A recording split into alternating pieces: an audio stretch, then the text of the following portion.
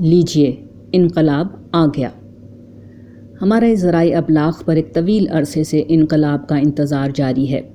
اس انتظار کا پس منظر یہ ہے کہ ہمارے ملک کے ذرائع وسائل پر دیگر بہت سے ترقی پذیر ممالک کی طرح استحصالی طبقات کا قبضہ ہے۔ فوج، جاگیردار، سیاستدان، سرمایہ دار اور بیوروکریسی میں پایا جانے والا استحصالی عنصر اس ملک کی سیاسی اور معاشی شہرت پر قابض ہے۔ دوسری طرف عوام کو بنیادی سہولیات بھی میسر نہیں ہیں۔ غریب ہر دور میں، چاہے وہ فوجی دور ہو یا عوامی سیاسی دور، یکساں طور پر پستا رہا ہے۔ حکومتیں بدلنے سے عوام کی تقدیر کبھی نہیں بدلی۔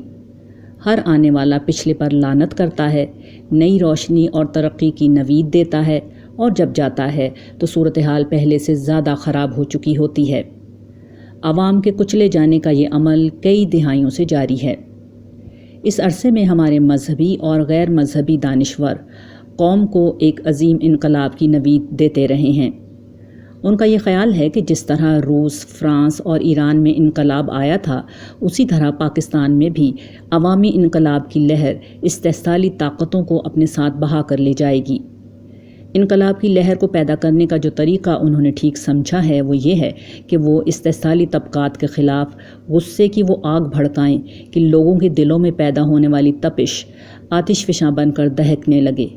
قلم کے جوش اور لہجے کی گرمی سے عوامی جذبات کو برانگیختہ کریں، اپنے فکر و نظر کے ہر سوتے کو صرف لوگوں میں رد عمل کی نفسیات کے فروغ کے لیے وقف کر دیں۔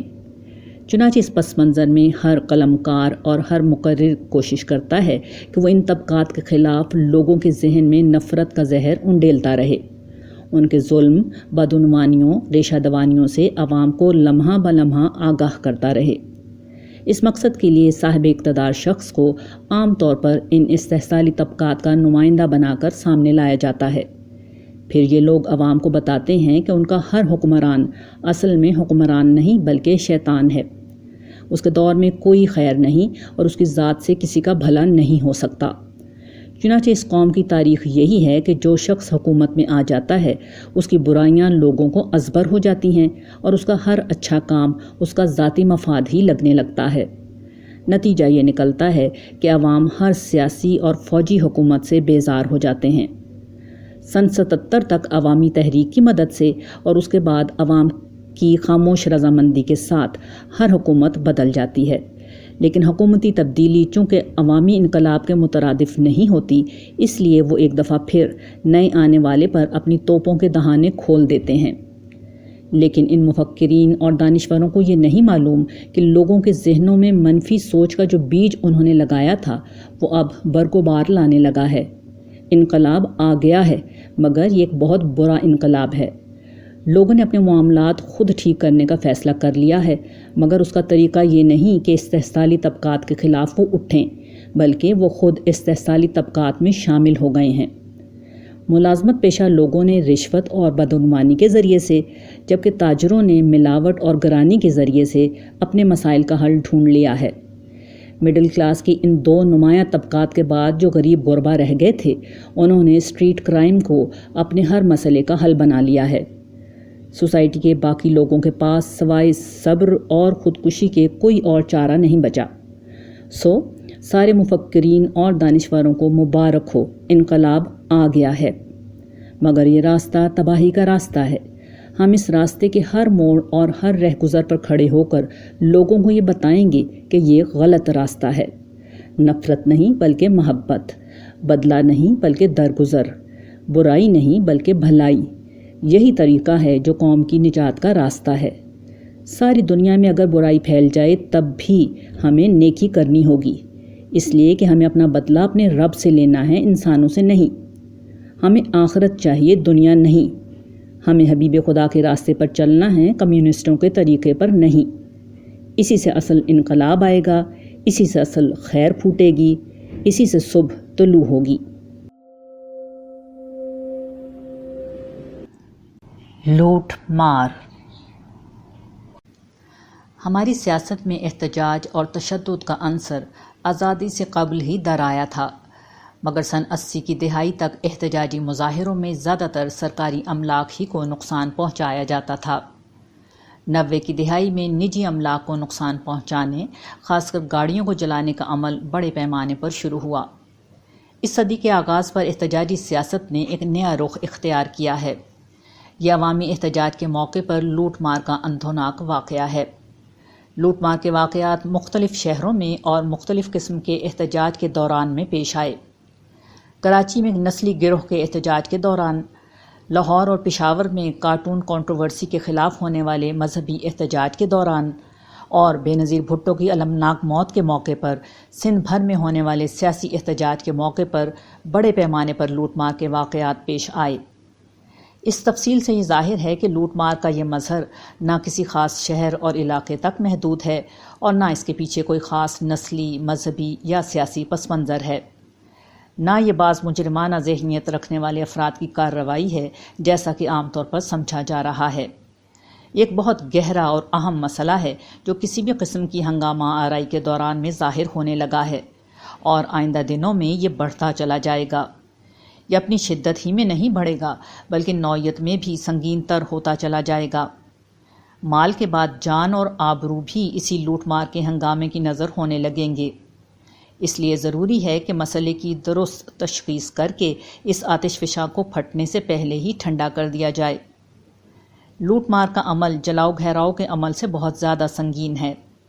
سرکاری املاک کو نقصان پہنچانے سے مقصود اگر سرکار کے خلاف نفرت کا اظہار اور حکومتی رٹ کو کمزور کرنا ہوتا ہے تو گاڑیاں جلانے سے عام لوگوں کو ڈرا کر گھروں میں بند رکھنا مقصود ہوتا ہے، تاکہ احتجاج اور ہڑتال کے موقع پر کاروبار حیات کو بند کر کے اپنی مقبولیت، اسٹریٹ پاور اور کنٹرول کا ثبوت فراہم کیا جا سکے، جبکہ لوٹ مار کا کوئی اخلاقی جواز یا کوئی اجتماعی مقصد نہیں ہوتا۔ بظاہر یہ کچھ افراد کی مجرمانہ اور مفاد پرستانہ حرکت محسوس ہوتی ہے، مگر دراصل اس کے پیچھے وہ معاشی تفریق ہوتی ہے جس میں امیر امیر تر اور غریب غریب تر ہوتا چلا جاتا ہے۔ بلا شبہ اس کے پیچھے غصہ بھی ہوتا ہے اور مایوسی بھی، مگر اصل عامل دولت کی غیر منصفانہ تقسیم ہوتی ہے۔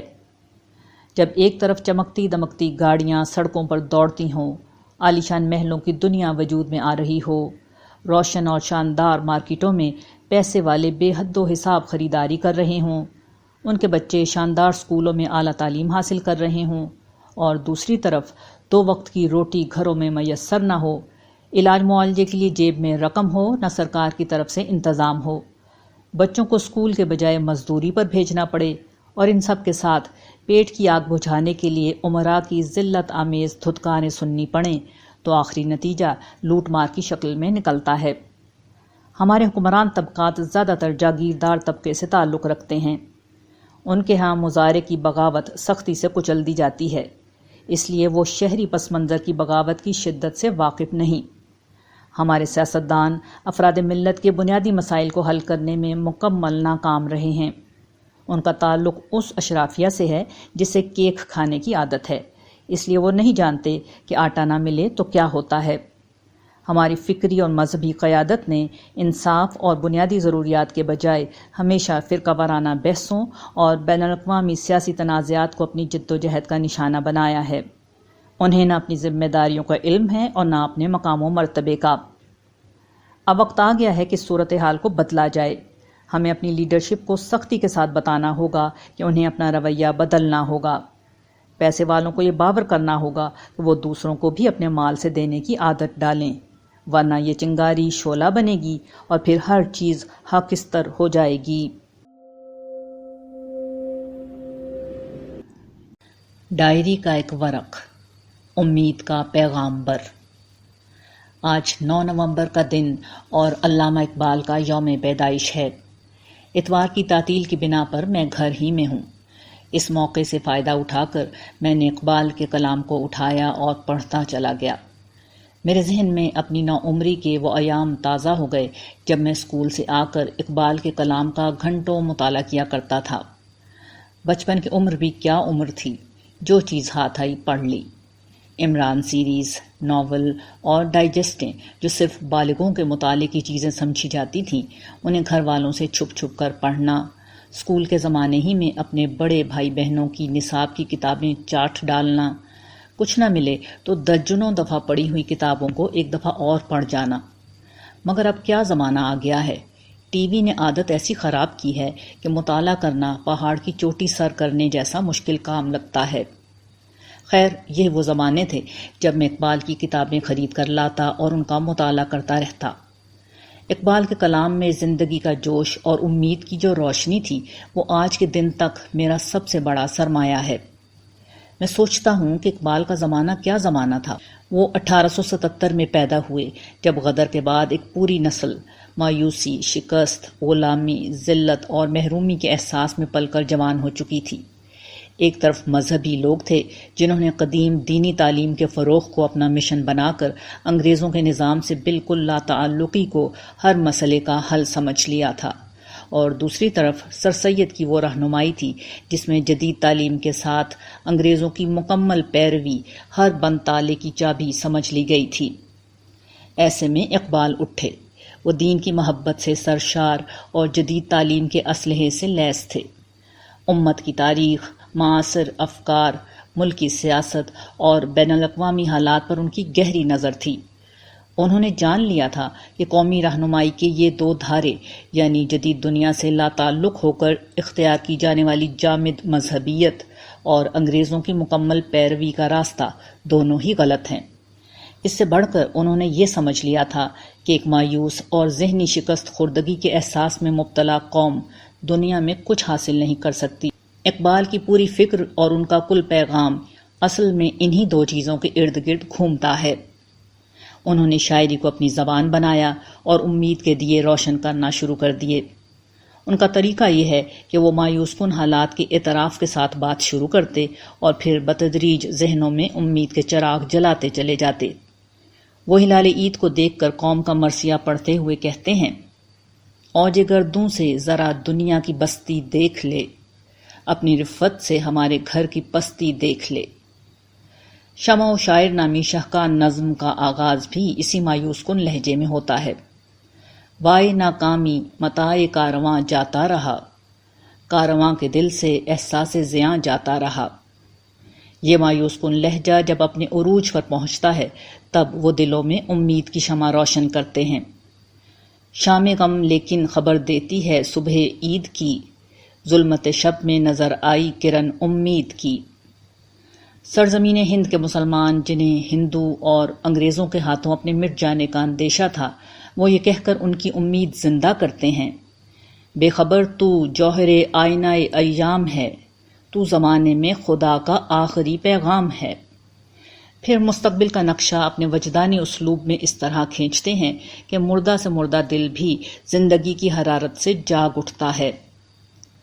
آنکھ جو کچھ دیکھتی ہے لب پہ آ سکتا نہیں، محو حیرت ہوں کہ دنیا کیا سے کیا ہو جائے گی۔ شب گریزاں ہوگی آخر جلوائے خورشید سے، یہ چمن معمور ہوگا نغمہ توحید سے۔ بانگ درا کا یہی انداز بال جبریل میں پہنچتا ہے۔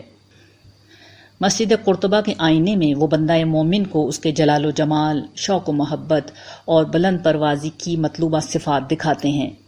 اسے اپنے ان خوابوں میں شریک کرتے ہیں جو قرطبہ کے دریائے کبیر کے کنارے انہوں نے دیکھے تھے۔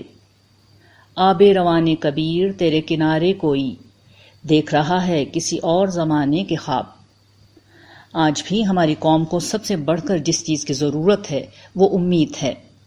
سر دست اس قوم کے اعصاب پر وہ لوگ مسلط ہیں جو صرف مایوسی کے زبان بولنا جانتے ہیں، جبکہ ہماری ضرورت مثبت سوچ رکھنے والے فکری رہنما ہیں۔ آج ہمارے حالات اس وقت سے کہیں بہتر ہیں جب پورا عالم اسلام یورپی طاقتوں کا غلام تھا، جب جہالت اور غربت کے آسمان پر غلامی کی سیاہ رات طاری تھی، جب دین و دنیا کے علوم میں ہر جگہ جمود چھایا ہوا تھا۔ آج تو حالات بہت بہتر ہیں، غلامی کے سائے چھٹ چکے ہیں اور علم کا سفر شروع ہو چکا ہے۔ اگر آج چند لوگ یہ طے کر لیں کہ ہر طرح کے حالات میں امید کے چراغ بجھنے نہیں دیں گے، تو امت کا در بدر بھٹکتا یہ قافلہ اس سفر کا انجام پا سکتا ہے جو اقبال کی بانگ درا کے ساتھ 1 صدی قبل شروع ہوا تھا۔ صحافت اور فکری رہنمائی۔ اللہ تعالیٰ نے انسان کو حیوانی قالب میں تو پیدا کیا ہے، مگر ساتھ ہی اسے عقل و فہم اور فکر و شعور کی صلاحیتیں بھی عطا فرمائی ہیں، جو اسے تمام حیوانات سے ممتاز کرتی ہیں۔ عقل و شعور کی یہ صلاحیت ہی انسان کا وہ اصلی شرف ہے جو اسے کمزور جسم کے باوجود کرۂ ارض کا حاکم بنا دیتی ہے۔ یہی شرف ہے جس کی مدد سے انسان نے پتھروں سے تمدن کو پیدا کیا، بحر و بر کو مسخر کیا، بیماریوں کو شکست دی اور ہر دور میں پیدا ہونے والے اپنے مسائل کو حل کیا۔ یہی عقل و فہم ہے جس کی بنیاد پر ہم ماضی سے سبق سیکھتے ہیں، حال کا تجزیہ کرتے ہیں اور مستقبل کا منصوبہ بناتے ہیں۔ یہی فکری رہنمائی ہماری زندگی کی کامیابی کی ضامن ہے۔ ایک فرد کی طرح معاشرہ بھی اپنے مسائل کے حل کے لیے درست فکری رہنمائی کا طالب ہوتا ہے۔ جو لوگ یہ فکری رہنمائی کریں وہ فلسفی، مفکر، حکیم اور دانشور کہلاتے ہیں، اور اجتماعی طور پر انہیں فکری قیادت، انٹلیکچول لیڈرشپ کہا جاتا ہے۔ مثال کے طور پر علامہ اقبال بر صغیر کے مسلمانوں کے لیے ایک عظیم فکری قائد تھے۔ انہی کی رہنمائی کو اپنا کر مسلمانوں نے پاکستان کے قیام کی تحریک چلائی اور ہندوستان سے جدا ہو کر اپنی الگ مملکت قائم کی۔ ایک فکری قائد وہ ہوتا ہے جو دیکھتا تو وہی ہے جو سب دیکھتے ہیں، مگر بتاتا وہ ہے جو دوسرے نہیں بتا پاتے۔ وہ ایسا اپنے وسیع علم، گہرے مطالعے، کشادہ ذہن، تیز نظر اور بے لاگ تجزیہ کرنے کی خودداد صلاحیت کی بنا پر کر پاتا ہے۔ بدقسمتی سے ہمارے ملک پاکستان میں جہاں اور کئی شعبوں میں زوال آیا، وہیں فکری رہنمائی کرنے والی قیادت اور اس کی رہنمائی کی سطح بھی وقت گزرنے کے ساتھ ساتھ گرتی چلی جا رہی ہے۔ اس کے بہت سے اسباب ہیں، مثلاً علمی جمود، تعصب اور اختلاف رائے کو برداشت نہ کرنے کی روایت وغیرہ۔ تاہم اس صورتحال کا ایک بہت اہم سبب یہ ہے کہ اب قوم کی فکری رہنمائی زیادہ تر وہ لوگ کر رہے ہیں جو اصل میں صحافی ہیں۔ صحافی بنیادی طور پر رپورٹر ہوتا ہے جس کی اصل دلچسپی حالات حاضرہ اور خبر میں ہوتی ہے، چنانچہ وہ ہمیشہ حال میں جیتا اور فوری واقعات کا نوٹس لیتا ہے۔ اس کے تجزیے کا انحصار اپنے مطالعے سے زیادہ مختلف ذرائع سے سامنے آنے والی معلومات اور خبروں پر ہوتا ہے۔ اس کے نتیجے میں وہ ایک دن کا مفکر تو بن سکتا ہے، مگر قوموں کی فکری رہنمائی کے لیے جس گہری نظر و بصیرت کی ضرورت ہوتی ہے وہ اکثر ایک صحافی میں ناپید ہوتی ہے۔ ایک مفکر خبروں سے جنم لینے والے حال اور ماضی قریب میں نہیں جیتا، بلکہ اس کا موضوع ماضی بعید اور مستقبل ہوتا ہے۔ وہ چیزوں کی معلومات سے زیادہ ان کی حقیقت اور نوعیت کو سمجھنے میں دلچسپی لیتا ہے۔ زندگی اور معاشرے کے اصول اور فرد اور اجتماعیت کی نفسیات کو سمجھنا اس کا اصل میدان ہوتے ہیں۔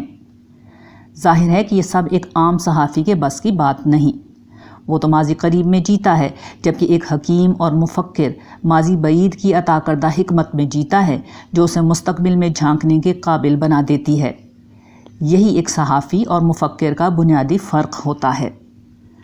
ہمارے ہاں صحافت کا ایک اور مسئلہ یہ ہے کہ ہمارے صحافی صرف اور صرف سیاست اور سیاستدانوں میں دلچسپی رکھتے ہیں، جبکہ دور جدید میں سیاست اجتماعی زندگی کا ایک ضمنی حصہ بن چکی ہے۔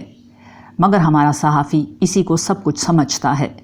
چونکہ سیاست کے میدان میں ہماری ناکامیاں غیر معمولی ہیں، اس لیے وہ انہی ناکامیوں اور مایوسیوں کو قوم تک منتقل کرنے کا فریضہ سر انجام دیتا ہے، جو کسی قسم کی رہنمائی نہیں بلکہ سلو پوائزننگ کی ایک قسم ہے۔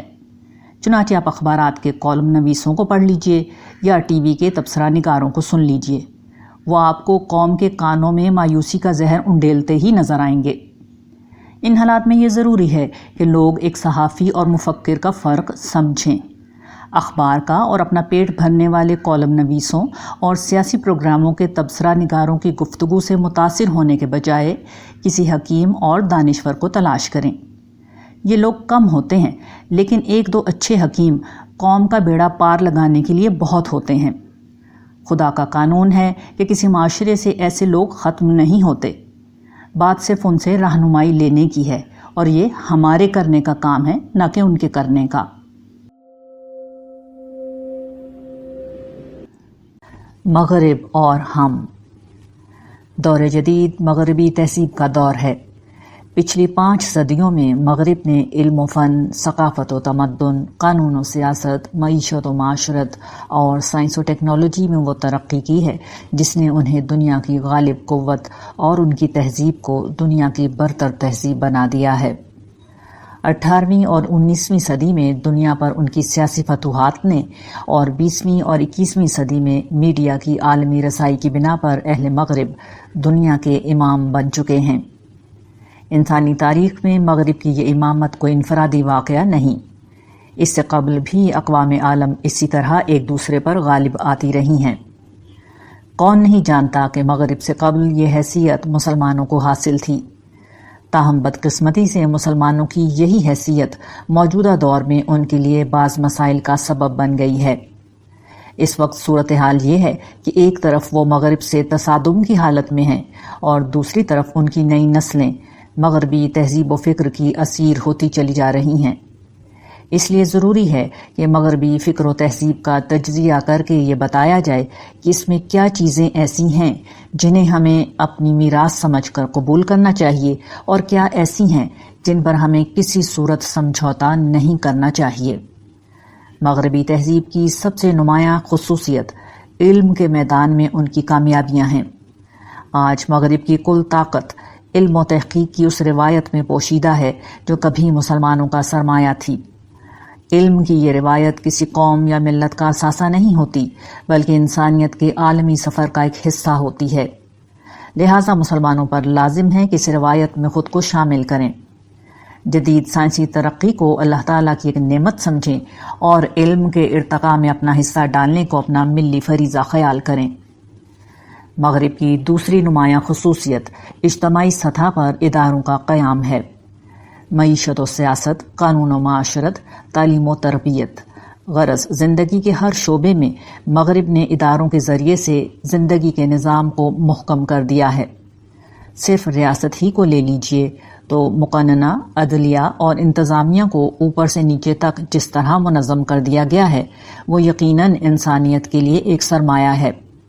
اس سرمایہ کو ہم معمولی سی ترمیم اور اضافے کے بعد بآسانی اپنی تہذیبی روایات میں ڈھال کر اپنا سکتے ہیں، بلکہ سچی بات یہ ہے کہ بڑی حد تک اپنا چکے ہیں۔ ضرورت صرف اس بات کی ہے کہ یہاں ہماری سوچ غلامانہ نہ ہو بلکہ مجتہدانہ انداز میں ترک و اختیار کا اپنا حق پورے اعتماد کے ساتھ استعمال کر کے چیزوں کو اپنایا جائے۔ مغربی تہذیب کی تیسری اساس آزادی کی بنیادی قدر ہے۔ دور جدید میں اس قدر نے مرد و عورت کے تعلق کو نکاح کے بندھن اور عفت کی قید سے آزاد کر دیا ہے، اولاد کو والدین اور بیوی کو شوہر کی تابعداری سے آزاد کر دیا ہے، نوجوانوں کو اساتذہ، خاندان اور پڑوس کے بزرگوں کی نگرانی اور تنبیہ و توجہ سے آزاد کر دیا ہے۔ یہی وہ میدان ہے جہاں مغرب سے ہمارا اصل مقابلہ ہے۔ اس کا سبب یہ ہے کہ ہماری تہذیب آزادی کے بالکل برعکس اصول یعنی عبودیت پر قائم ہے۔ اس کا مطلب یہ نہیں کہ ہمارے ہاں آزادی کی کوئی حیثیت نہیں، ہم انسان کے مقابلے پر انسان کی آزادی کے قائل ہیں، لیکن انسان کو خدا کا بندہ سمجھتے ہیں اور اس کی مقرر کردہ حدود میں ہم بخوشی اپنی آزادی کھو دینے کے لیے تیار ہیں۔ دینی تعلیم کا گہرا مطالعہ ہمیں یہ بتاتا ہے کہ 3 مقامات ہیں جہاں ہماری عبودیت یہ تقاضا کرتی ہے کہ ہم اپنی آزادی پر کچھ قدغن لگائیں۔ پہلے مقام کو ہم قرآن پاک کی اصطلاح میں حفظ فروج کہہ سکتے ہیں۔ اس کا مطلب یہ ہے کہ مرد و عورت کے تعلق میں ہم خود کو آزاد و بے لگام نہیں سمجھیں گے، ہمیں اپنی خواہشات نفس ہر حال میں نکاح کے تعلق تک محدود رکھنی ہیں۔ زنا ہمارے ہاں گناہ سے بڑھ کر ایک جرم ہے۔ عفت و عصمت بہرحال ہمارے ہاں ایک لازمی تقاضا ہے، اس پر ہم سمجھوتا نہیں کر سکتے۔ دوسرا مقام حفظ مراتب ہے۔ اس کا مطلب یہ ہے کہ انسان ہر حیثیت میں برابر ہیں، لیکن جب وہ کسی رشتے میں جڑتے ہیں تو ان کی حیثیت و مرتبے میں ایک نوعیت کا فرق آ جاتا ہے۔ اس کو ایک مثال سے یوں سمجھیں کہ مرد و عورت بحیثیت انسان برابر ہیں، لیکن میاں بیوی کے رشتے میں شوہر کو اور ماں بیٹے کے رشتے میں ماں کو ایک درجے کی برتری حاصل ہو جاتی ہے، جس کے نتیجے میں ان کا ادب، لحاظ اور اطاعت کی وہ تہذیبی اقدار جنم لیتی ہیں جنہیں ہم آزادی کے سیلاب کی نظر نہیں کر سکتے۔ تیسرا مقام امر بالمعروف و نہی عن المنکر ہے، یعنی ہم اپنے معاشرے کے خیر و شر سے بے نیاز نہیں رہ سکتے۔ آزادی کے نام پر ہم معاشرے میں عریاں فلموں، فحاشی کے اڈوں اور جوئے کے اڈوں کا وجود اجتماعی سطح پر گوارا نہیں کر سکتے۔ یہاں ایک اور بات کی وضاحت بھی ضروری ہے، وہ یہ کہ مغرب ہمارے لیے اسلام کا مدعو ہے، ہمیں دین کی دعوت پہنچانی ہے۔ یہ دعوت جنگ و جدال کی موجودگی میں نہیں ہو سکتی۔ نیز یہ بھی ایک حقیقت ہے کہ ہم اخلاقی اور علمی سطح پر اتنے پست ہیں کہ فی الوقت مغرب کو جنگ کے میدان میں شکست نہیں دے سکتے۔ ان دونوں وجوہات کی بنا پر یہ لازم ہے کہ ہم مغرب سے ٹکراؤ کا رویہ ترک کریں، اپنی اخلاقی اور علمی حالت کو بہتر کریں، مغرب کو دین کی دعوت پہنچانے، توحید کی منادی کرنے اور آخرت میں رب کے حضور پیشی سے خبردار کرنے کو اپنا مشن بنائیں۔ یہی ہمارے لیے راہ عمل ہے، یہی ہمارے لیے راہ نجات ہے۔ ایک سنت الہی۔ اللہ تعالیٰ نے انسانیت کی ہدایت کے لیے مختلف طریقے اختیار کیے ہیں۔ ان میں سے ایک آخری اور انتہائی طریقہ یہ ہے کہ کسی قوم اور اس کی لیڈرشپ کو دنیا کی رہنمائی کے منصب پر فائز کر دیا جاتا ہے۔ ان کے ذریعے سے دنیا کو اللہ تعالیٰ کی ہدایت ملتی رہتی ہے۔ شیاطین کے لیے یہ صورتحال بہت مشکل ہوتی ہے، چنانچہ اس مشکل سے نجات پانے کے لیے وہ بطور خاص لیڈرشپ کو نشانہ بنا لیتے ہیں۔ ایک وقت آتا ہے کہ لیڈرشپ مجموعی طور پر شیاطین کے مکر و فریب کا شکار ہو جاتی ہے، جس کے بعد یہ لیڈرشپ دین کی اصل بنیادوں کے بجائے غیر متعلق چیزوں کو دین کے نام پر پیش کرنا شروع کر دیتی ہے۔ یہ وہ وقت ہوتا ہے کہ اللہ تعالیٰ لوگوں کی رہنمائی کے لیے انبیاء اور شہداء کو اٹھاتے ہیں۔ لوگ ان کی دعوت کا مثبت جواب دے دیں تو ٹھیک ہے، ورنہ پھر ان پر لعنت کا فیصلہ کر کے ان کو اس منصب سے معزول کر دیا جاتا ہے۔ اس دعوت میں ابتدا میں دلائل کے ذریعے سے اپنی بات واضح کی جاتی ہے۔ سچائی اس طرح کھول دی جاتی ہے کہ انسان تعصب، خواہش اور مفاد کا اسیر نہ ہو تو اسے رد نہیں کر سکتا۔ تاہم دلیل کے جواب میں کوئی بھی بے معنی نکتہ آفرینی کی جا سکتی ہے، اس لیے عام لوگوں پر واضح نہیں ہو پاتا کہ کس کی بات ٹھیک ہے۔ اس کے بعد اللہ تعالیٰ دوسرا مرحلہ شروع کرتے ہیں۔ اس میں پے در پے ایسے واقعات جنم لیتے ہیں جو لیڈرشپ کی اخلاقی حیثیت کو کھول کر رکھ دیتے ہیں۔ لوگوں پر اس لیڈرشپ کا اخلاقی ننگا پن بالکل واضح ہو جاتا ہے۔ اس کے بعد بھی قوم اگر اسی لیڈرشپ کے پیچھے لگی رہے تو لیڈرشپ کے ساتھ قوم پر بھی لعنت کر کے اسے تباہ و برباد کر دیا جاتا ہے۔ تاہم اگر قوم اپنی لیڈرشپ کو بدل دے تو اسے مہلت دے دی جاتی ہے۔ یہی قانون سابقہ امت مسلمہ میں جاری تھا، یہی قانون اس امت میں بھی جاری ہے۔ اصول پسندی۔ کراچی کی شہری انتظامیہ نے پچھلے دنوں پلاسٹک بیگ کے استعمال پر پابندی لگا دی۔ اس پابندی کے بعد شہریوں کی قانون کی پاسداری کا عجیب نمونہ دیکھا۔ حیرت انگیز طور پر تمام تاجروں نے اپنی دکانوں سے پلاسٹک کی تھیلیاں ہٹا دیں اور ہر خریدار کو یہی جواب ملنے لگا کہ تھیلیوں پر پابندی لگا دی گئی ہے، اس لیے آپ کو سبزی، پھل، دودھ وغیرہ میں سے جو کچھ بھی چاہیے ہاتھوں میں لے کر جائیں۔ سب سے زیادہ قانون پسندی کا ثبوت دودھ والوں نے دیا، جنہوں نے اپنی دکانوں پر باقاعدہ حکومت کا جاری کردہ حکم نامہ لگا رکھا تھا اور وہ ہر خریدار کو یہ بتا رہے تھے کہ حکومت نے تھیلی پر پابندی لگا رکھی ہے، اس لیے ہم بھی نہیں دے رہے۔ پلاسٹک بیگ کیا مسائل پیدا کر رہے تھے؟ ان پر پابندی کتنی درست ہے؟ مسئلے کا حل کیا ہے؟ ان سوالات سے قطع نظر اس واقعے میں ہماری قوم کی ایک خاص نفسیات کا ظہور ہوا ہے۔ وہ یہ کہ ان کی تمام تر قانون پسندی اور اصول پسندی اپنے مفادات کی تابع ہوتی ہے۔ یہی وہ تاجر ہیں جن کی ایک بہت بڑی تعداد حکومت کی مقرر کردہ قیمتوں سے کہیں زیادہ مہنگی قیمت پر اشیاء فروخت کرتی ہے۔ یہ جب چاہتے ہیں اپنے منافع کا خود تعین کر کے قیمتیں بڑھا دیتے ہیں۔